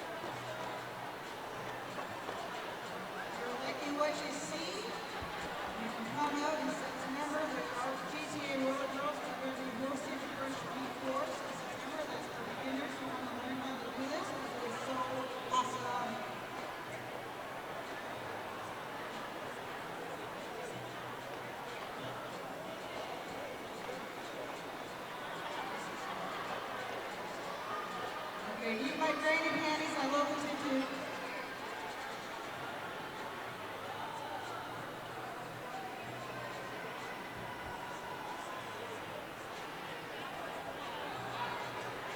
Do a shout out to the medics here today. Thank you guys for taking me doing this without you. All the people who do this without the volunteers to put this huge event together. Big thank to the NSOs. Big thank to us and everybody else who volunteered their time to make this event a success.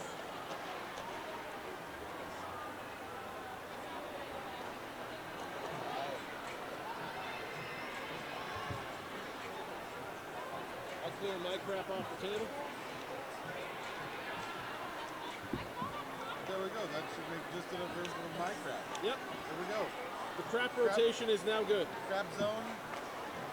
Here for the next one. Let me drop it over.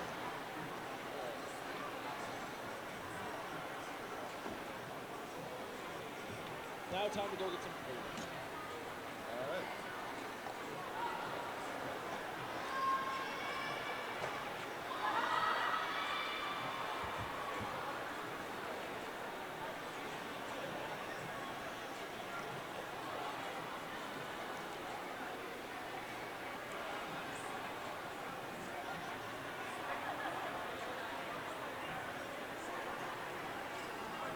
Alright, so would you rather announce the Rogue Divas since you know some of the people? Oh, it doesn't matter to me. I just mean like to call out the roster. Oh yeah, sure. Yeah, okay. That's the next game, right? This one is Forest City. Oh, I'm sorry, yeah. Forest City and Royal City. So I should put these away. So I already announced this game. Forest City and Royal City. Oh, yeah, I got the right one. I'm confused because I did Forest City and Divas, and then I did Royal City and RDD, and now I'm doing Forest City and Royal City, and then I'm doing When I say fresh, I did the same. I was on house. Okay, First yeah, game, so yeah. I was- fresh, At least we'll know the girls. fresh. Yeah. We'll know who's doing what. The girl I was with before, she's like, how do you remember their names? Or how do you find their numbers so fast? Like, I can't see their numbers. I'm just memorizing their faces as we go. Yeah. Because that's, you don't have any people at the back of their shirts on the line, so that's all we can Currently do. the score is 0-0. And Roman is playing. Wanna see some derby, folks? No.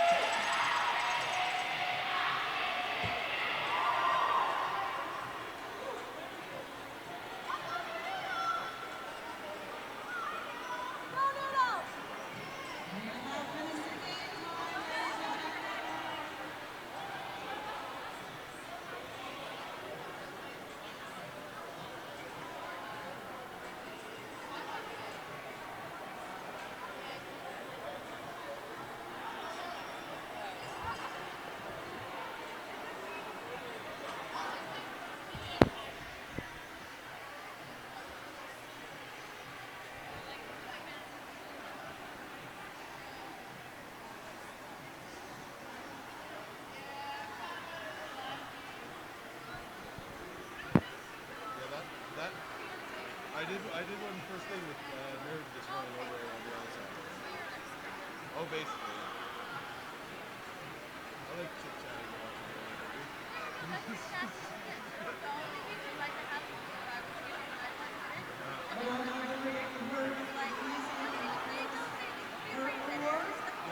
That's Bob Knox just told me that at Reeve. He says we called the game together and he said usually works alone. And I said, yeah, it totally did. He's like, just don't be afraid of just the silence. Sometimes that's just what it is. All right.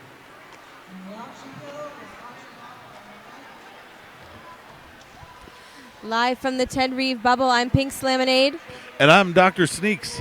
And we are 2 minutes to Derby here.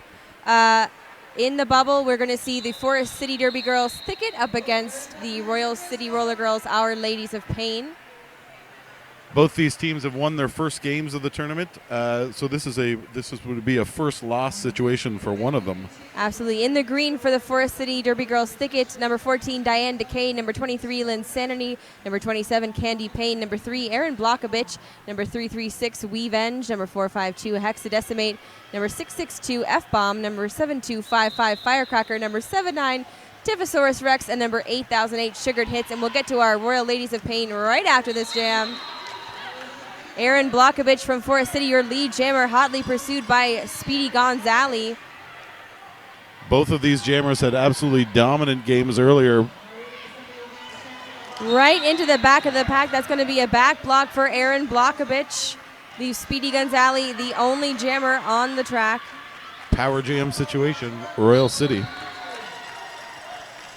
First points on the board go to Guelph, Ontario, the Royal City Ladies of Pain. 5 fingers, in the air for Speedy Gonzalez. Almost untouched on the inside, puts up another 5. You see one of the Ladies of Pain blockers heading to the box. Little sweep into the pack. That's going to be a low block for Speedy Gonzalez. We're going to be switching up the penalty box. Another quick power jam here, this time on the Forest City side. 3-on-3 pack as Erin Blockovich plans her re-entry. That was almost an illegal procedure there. She ended right in the back of that pack. Didn't concede any space. Edged out to the side by that pivot from Royal City.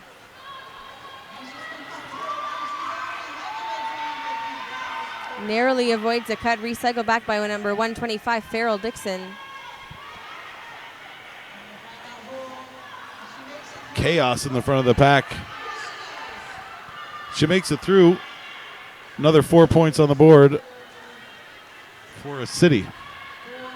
Seeing both teams score in this first jam, a whole 2 minutes here. Speedy Gonzalez crawling through the pack. And that's it for that jam. The Our Ladies of Pain, of course, number 125, Farrell Dixon, number 130, Speedy Gonzalez, number 169, Sudden Beth, number 187, Ruth Skater Ginsburg, number 199, Miss Jelly Mean, number 2020, Eye Socket, number 22, Brittany Tartaglia, number 312, Rock and Roxy, number 35, Classy Lass, number 37, Assault and Peppa, number 5, Slamoiselle, number 7280, Vesper Linz, number 88, Eat My Granny Panties, and number 94, Femke Fatale.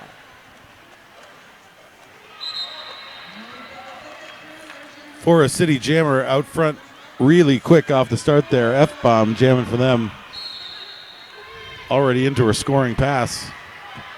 Femke Fatale, no pass, no penalty situation. She finally makes it out of the pack. F-bomb looking to pick up some quick points. Bench is screaming for her to call, and just in the nick of time, she does. 4 on the board for Forest City. No chance for a steal. Of course, our bench staff this afternoon for Forest City, Torque and Bad Pit. For Our Ladies of Pain, it's Fidget and Flyin' Frenchie.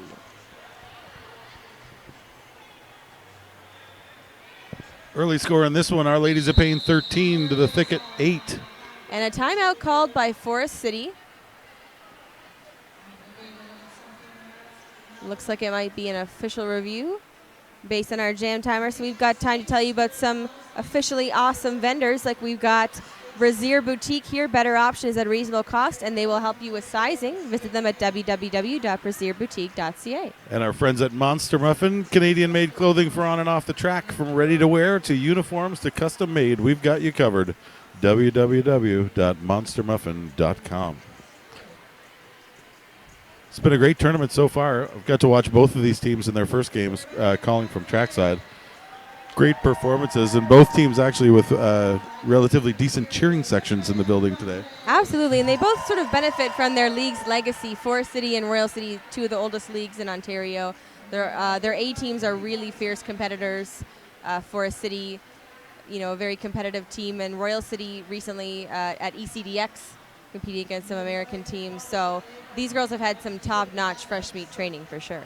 Some great development programs. Nice to see those coming up in Ontario.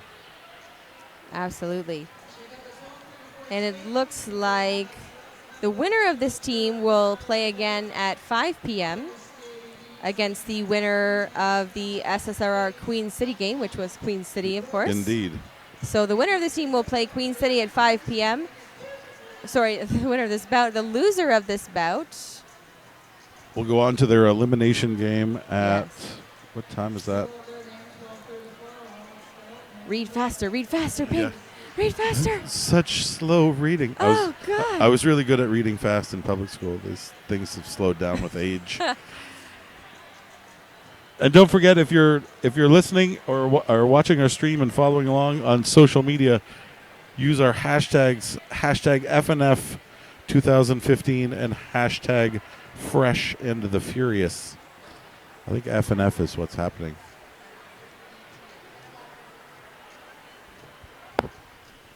Good times. The mysteries remain. We'll figure it out. Candy Payne wearing the star in the green, jamming for Forest City Thicket, and it looks like that might be Sudden Beth. Speedy Gonzalez. Speedy Gonzalez for Our Ladies of Pain. Candy Payne comes bursting out front, lead jammer, Forest City. Speedy Gonzalez has to take that outside line, but makes it through. Very narrow escape there. The crowd's loving that one. Candy Payne coming on the inside, staying nice and tall, staying in bounds. Great power move on the inside of the track there on turn 2. That call-off came a bit too late, though. 2 points going on the board for Royal City, 4 for Forest City in that jam. Just 3 points according to our scoreboard separating these two teams. Little over 4 minutes in to this 20-minute preliminary bout here at Fresh and the Furious 2015.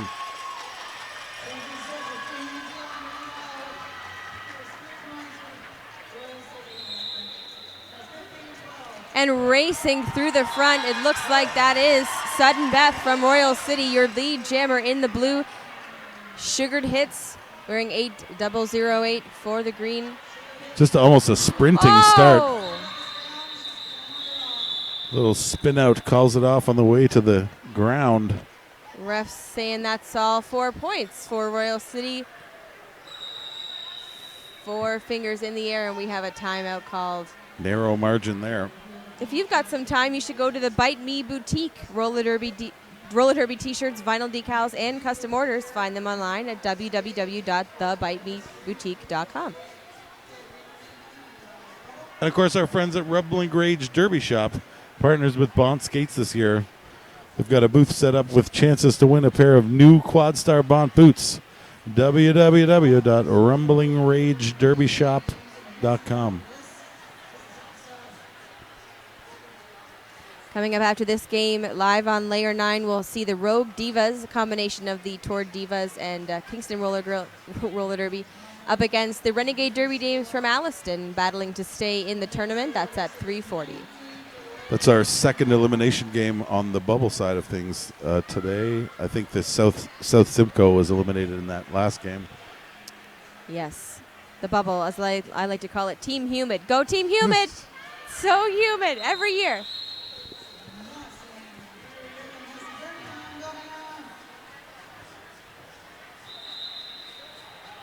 And that whistle starts the jam. Tentative start by both teams. Forest City gets lead jammer status as number 23, Lynn Sanity, jamming for the first time this bout. Up against Femke Fatale, finally completes her initial pass. Royal City blockers moving to the front. I think the idea was to save their points.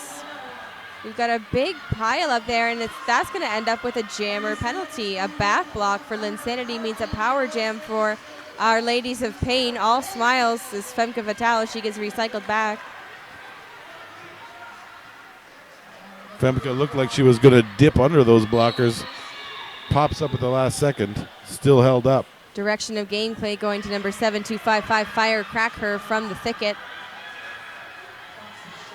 Femke Fatale trying to work her way through the Forest City wall one by one. 4 points in the air at last. Royal City hanging back.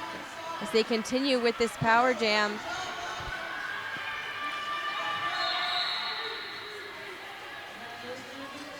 Linsanity coming in slowly to the back of that wall, makes it through.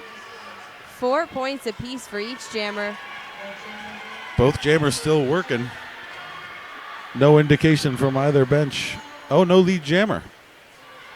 Well, our lead jammer went to the box. That was Linsanity. So this jam will go the full 2 minutes. We're halfway there. Royal City Ladies of Pain catching up now in the points.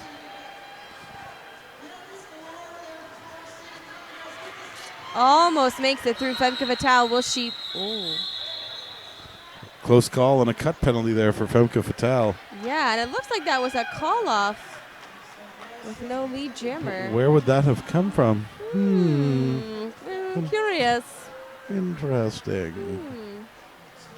Will Never- there be hell to pay? We'll see. Never shy of wrinkles, this game of roller derby. You can't see our eyebrows, but one is slightly more curved than the other one. Quite. Rather. Your score 24-12 right now, a 2-to-1 ratio for Our Ladies of Pain. No, I just lied. Look at that score. There we go. Big adjustment. 4-point game. 24-20. 4 points. The officials do like to keep us all guessing sometimes. Yes. These eyebrows will be getting quite a workout. If you work out, then you probably need some skate gear. You can go to Neon Skates. It's a roller derby and recreational skate store. Patin Néon est un magasin de patins quad spécialisé dans le derby et le patin récréatif. Upstairs by the snack bar, www.skateneon.com. Just seamless I would between like to the languages. I would like to apologize to the people of Quebec as well as my family and friends. I think you nailed it. And future me who listens to this later, I'd like to apologize to that woman. I think you really did a great job there. And, of course, our friend Lucid Lou is here from 1234 Skate Company. Skater owned and operated. Lucid Lou can hook you up with all your derby needs. She can also outfit you for the after party. On-site skate maintenance is available with 2 locations to serve you better. Come see us in Vendor Alley or in the Bubble or, of course, at www.1234skateco.com. That's all letters. 1234skateco.com. Mind blown. It's a lot of letters. Blown. Numbers, letters. We've got Hey-o. 2 locations too. We've got the Bubble and the main arena, and that's a way to include all 15 of these leagues in this event and not have us have to move here. Pretty fancy setup so Yes. far. I'm really impressed. You could call us too legit to quit. You could. You could use the hashtag FNF 2015 and call us too legit to quit, and we would like that. I am not afraid of a floofy pair of pants. Yes. Too the floofier legit the better. to quit. Don't get a lot of Hammer references in modern derby coverage. That's a shame. It is a another shame. big scoreboard adjustment there. 37-20. It appears the scoreboard operators have been taking a nap. They're awake now. Royal City crowd's loving it. 37-20 now. It is warm in here. Yes. You know what? Instead of like some roller derby, let's just not. We'll just call another timeout. Absolutely. Timeout. You know, we're all working so hard. Perhaps they were also surprised by the change in the scoreboard and are curious Yes. about the goings-on. I think there's a whole thing like, you're out of order. No, you're out of order. You can't handle the Ah! truth. This is dissension among the ref crew is falling apart. And we're even mostly running on time, which is pretty great. That's the beauty of Fresh and Furious, the GTA RollerGirls and Toronto Roller Derby, running a seamless operation here. A lot of volunteers kicking around, Somehow they let us in. That's their only flaw, right? right? I just walked in. Nobody asked. Nobody asked if I Me belonged neither. here. I signed in 20 minutes after I got here. Said, hello, everyone. I think I should have a wristband. Security. Should have a wristband. 2 Forest City blockers only on the track against a full contingent of the Ladies of Pain. It's a tough go, but they're holding on. Tifosaurus. Really And good Diane defense Decay. here. Speedy Gonzalez makes it out through sheer force of will. And again, Forest City applying the brute force and ignorance approach. Low block to F-bomb means a power jam for Speedy Gonzalez, and based on her performance in the last game, this is going to be really painful for Forest City. Absolutely. Speedy Gonzalez can put some numbers up. This is a great chance, as always, to see sort of the up-and-coming talent in the Derby world, and Speedy Gonzalez really showing off right now.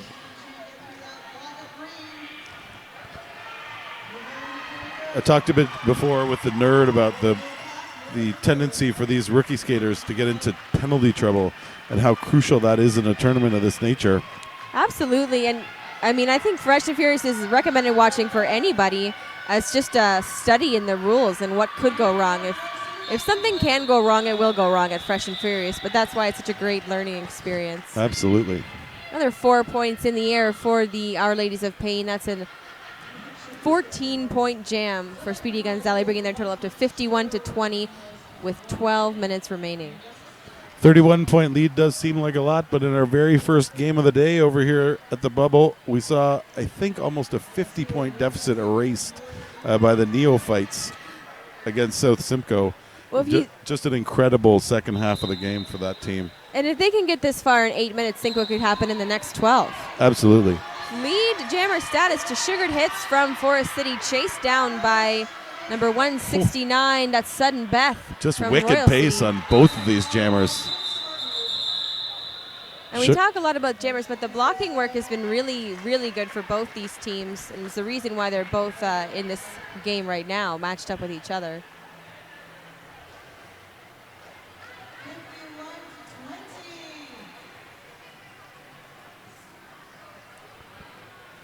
No points scored on that last jam.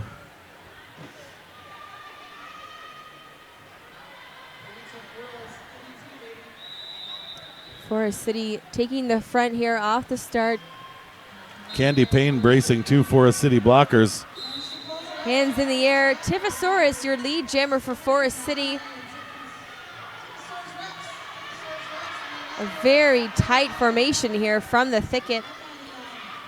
Tifosaurus works on the outside all the way around turns 1 and 2. Femke Fatale having a hard time completing her initial pass. Finally makes it out.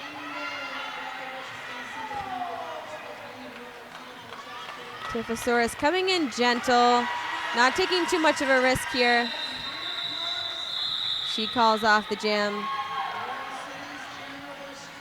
2 more points on the board for Our Ladies of Pain, or sorry, Forest City.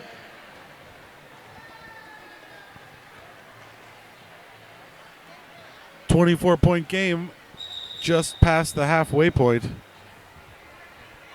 And we have another official review, so I can tell you to check out the Happy Peddler on Facebook. Unique handcrafted items made from new and recycled materials. Well, how about that? How about it? And also, obviously, special thanks to our friends at layer9.ca and Mr. Force for allowing us to have these live streams. 2 tracks, 15 teams. It's a banana sandwich. Again, we just walked up to this table. That's Nobody right. vetted us. That's right. I just put on these headphones. Nobody asked for my credentials. Check the microphone. I think this thing is on. I mean, it's been like 15 minutes and no one has come to escort us out. So I feel like we're all winners today. mostly you and I are winners. Fresh and the Furious. You'll be a winner if you can manage to snag a Fresh and Furious souvenir T-shirt. Oh, they were almost sold out. Almost sold out last time I heard. So if you got $20 in fast feet, get over to the main arena and get one quick. They were so almost sold out. They sent someone in crutches from the Ted Reeve Arena over here to the Bubble to let me know. Absolutely that brutal. that they were almost sold out. Sugared Hits, your lead jammer from Forest City. Again, like we said, making a decent comeback right now. Getting a bit of momentum. Speedy Gonzalez ends up on top of a Forest City defender and then takes a big shot to the inside. It is absolute chaos. It's whistles on whistles on whistles right now. Speedy Gonzalez finally out of the pack. And it is a Diane DeKay all by herself for jam. Forest City up front. Power jam for Royal City with only one Forest City jammer. If Still anyone can do it, it's Diane DeKay. Look at those. Diane DeKay, Look at those hands. of course, a triple threat, did some jamming in their last game. I love her innocent hands. Absolutely. It's not me. Don't shoot. The hands to yourself. I didn't do it. Here Speedy comes Speedy Gonzalez. Gonzalez right around Erin Blockovich. Almost rode her hip there. Managed to keep all four wheels in bounds. It never ceases to amaze me how much power these women have in their inside legs on those turns. I don't know how they can hold those lines. Erin It results in a Blockovich. bit of a lopsided bum, but it's worth it. It's so worth it. Symmetry is overrated. Sugared hits, leaping through the pack, and it looks like a low block going to one of the Royal City blockers. Speedy Gonzalez, quietly, an unassuming pass, throws up another 4 points, Royal City. Like a ghost. 24 seconds left in the jam. Our Ladies of Pain just stretching that lead as the jam goes on. Now 70-31. Nice. Again, the inside skate move. Oh, jammer on jammer action. Oh my gosh, that's fresh and furious, no less. Fresh and furious jammer on jammer action. Furious. Oh, jammer on jammer action, so hot right now.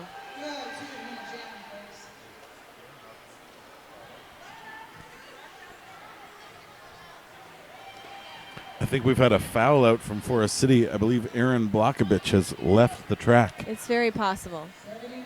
Or she just stormed out because this is just so furious, so fresh.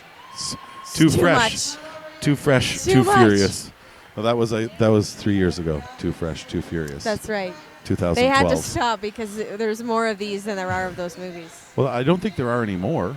Aren't there? Wasn't it the 7th one just came out? And wasn't it just we called just like need- Angry, Yeah, Furious? furious, so furious. An abundance of furiousness. 79-37 in favor of Queen City.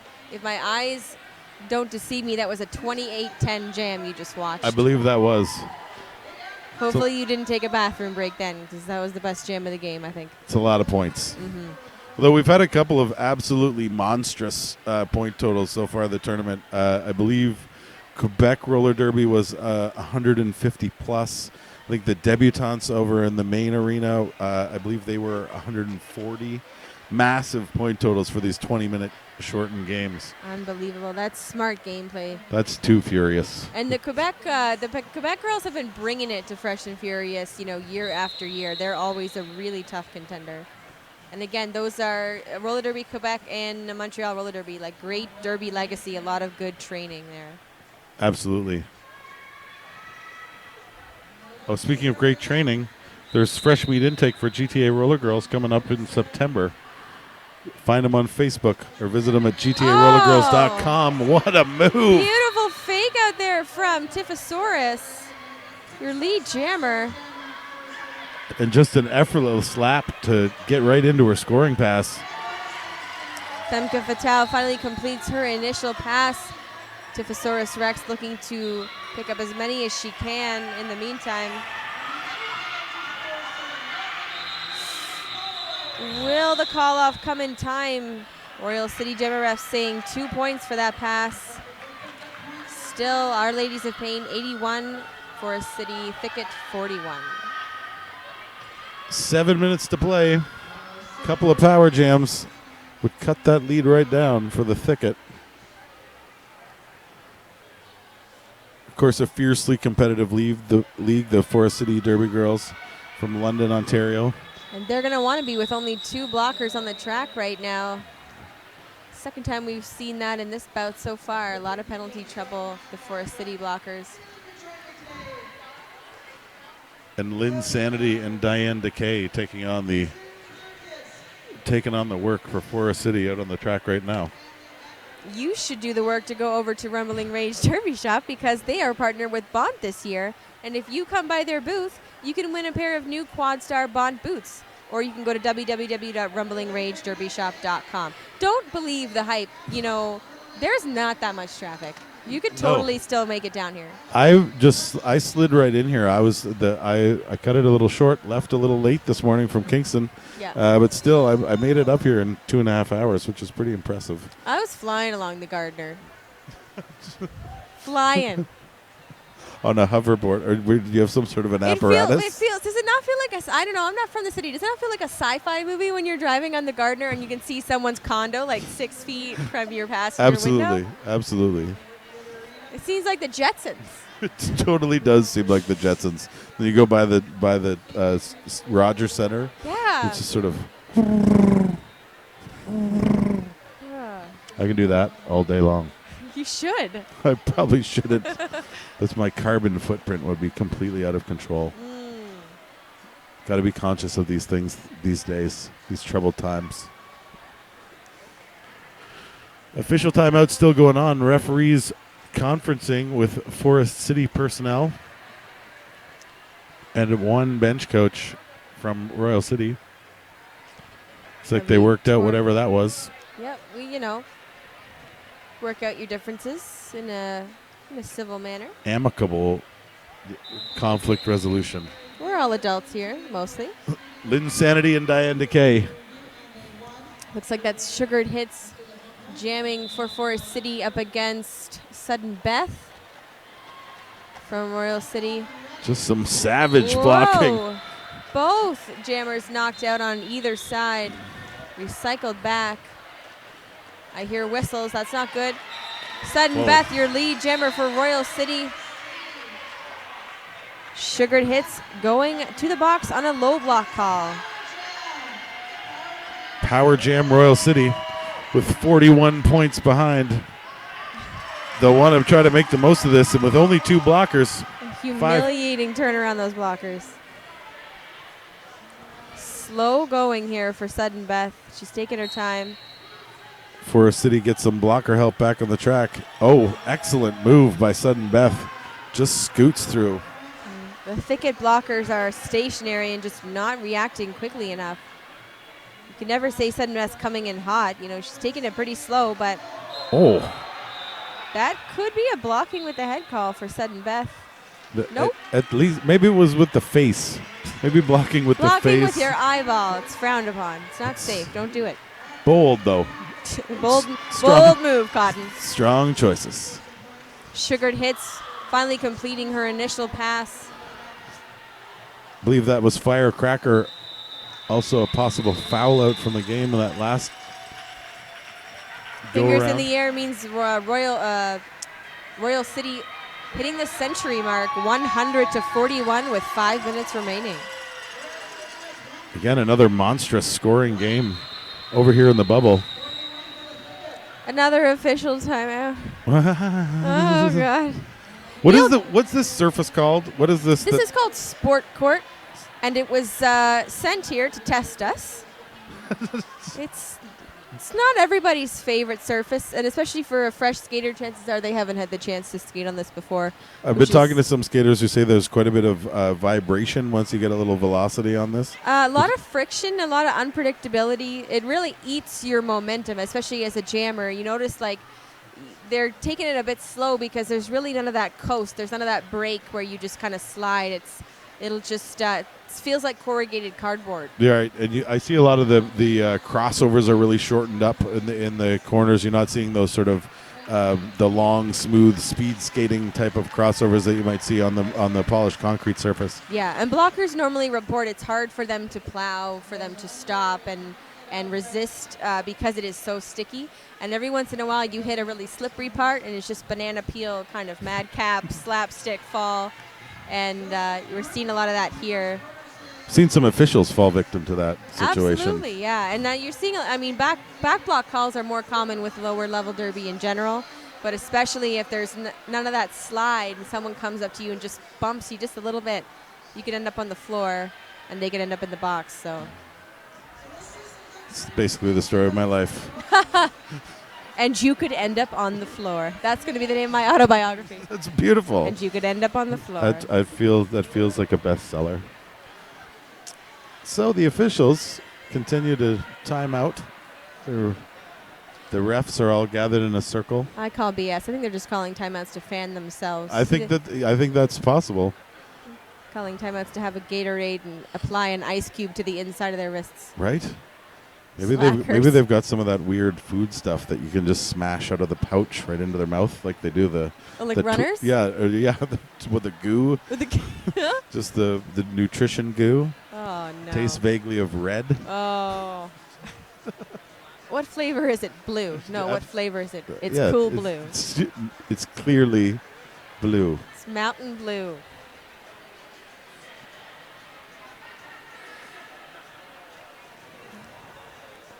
So that seems to have been sorted out. So shortly we will be getting back to the action. 70 points separating these teams with 5 minutes to go. Forest City, 2 skaters down from foul outs.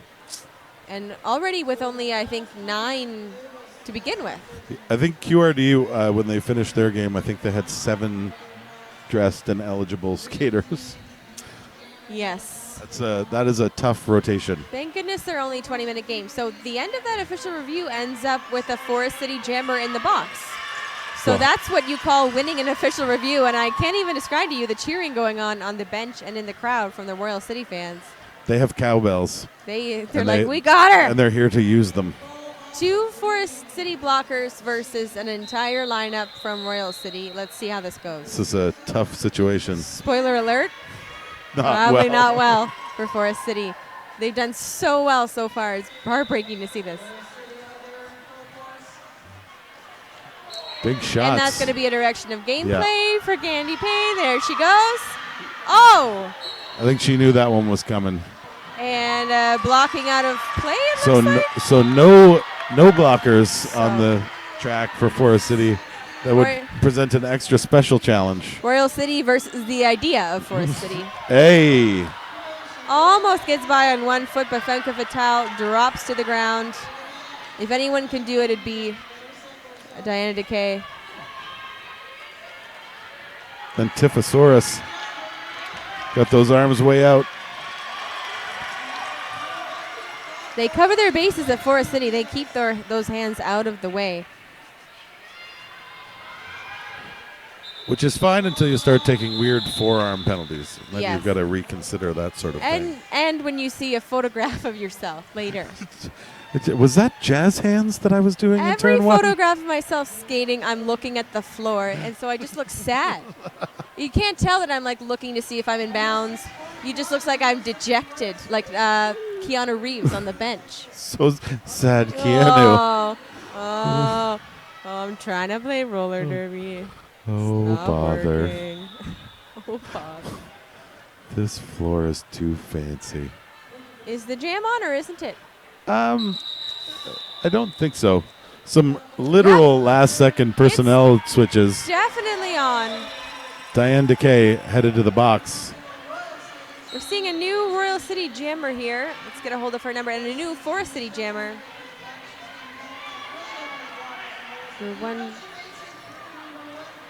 So jamming for Royal City right now, number 22, Brittany Tartaglia. Tartaglia. Your lead jammer jamming for the first time. And number 336, Reeve jamming for the first time for the thicket. Forest City perhaps switching up their jammer rotation by necessity. Royal City just for kicks. So they've got a pretty comfortable lead now with 3 minutes to go. They are definitely moving on. Of course, Forest City will have another game. At a time to be determined. At an unspecified location. Once we have deciphered the bracket. Let us worry about that. Someone fetch me Jaxalotopus. Lead jammer, 2 sugared hits from Forest City, hotly pursued by Femke Fatale from Royal City. Now just a game of parity for Royal City. If they can just keep up with the Forest City Jammers, they're in good position. Forest City says play it long. We don't have anyone to switch out with you anyway, so you might as well. Yeah, might as well get to work. Sugared Hits is up for the challenge. Puts up another grand slam. I do believe there are only 6 Forest City players left in this building. Oh my goodness. So you might as well run it long. Yeah.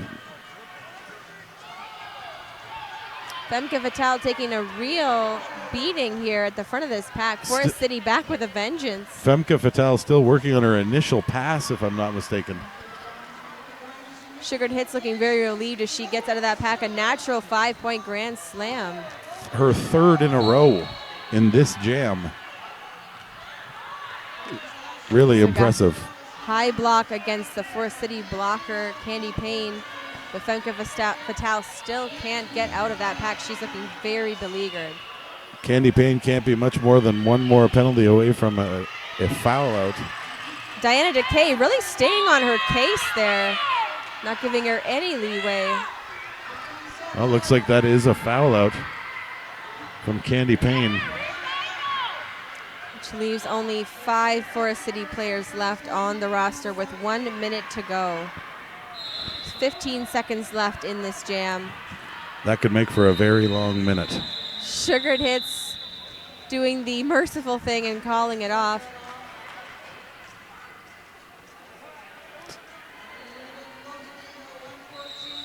Oh, yeah. I don't know. No, I don't know.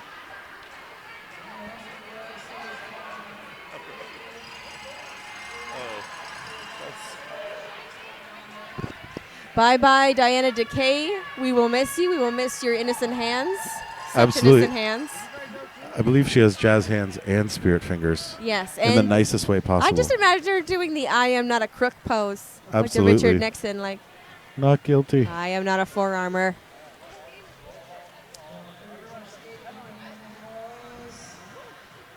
$114 to 58 in favor of Our Ladies of Pain from Royal City. 42 seconds left on the period clock. That'll be one more jam. With, you guessed it, an official review underway. Yes, it wouldn't be this bout without an official review. So official. Neil Gunner is here with his Derby book, Into Battle, the roller derby experience in photos and interviews. Just $40 will get you an autographed copy with a portion of sales going to GTA RollerGirls. Neil's a great roller derby photographer. Goes around all over the place. His book is absolutely gorgeous. And you know what? He's a pretty swell guy. If you have a coffee table, you should get this book. And then put that book on your coffee table. I think this game has been called maybe for lack of eligible players. I guess so. I think the refs decided to call the game with only 5 Forest City players left. They're thinking that's not enough, that's not safe, especially at this level. And we knew who was going to win, you know, and the Thicket did a really fantastic job out there, it should be said. Another 100-plus point performance from a team here at Fresh and Furious 2015. So you'll catch the Royal City Roller Girls again at 5:40 here in the bubble. And They're going to play our American friends, right? Are they? Are they? Isn't it that? It's going to be the winner against Ted Reeve Game 9. Oh. And I don't know who that is I yet don't because it either. hasn't happened yet. But coming up next, right here from the bubble, we've got the Renegade Derby Dames from Alliston, Ontario, facing the Rogue Divas, a hybrid team of the Kingston Derby Girls and the Deadly Viper Assassination Squad.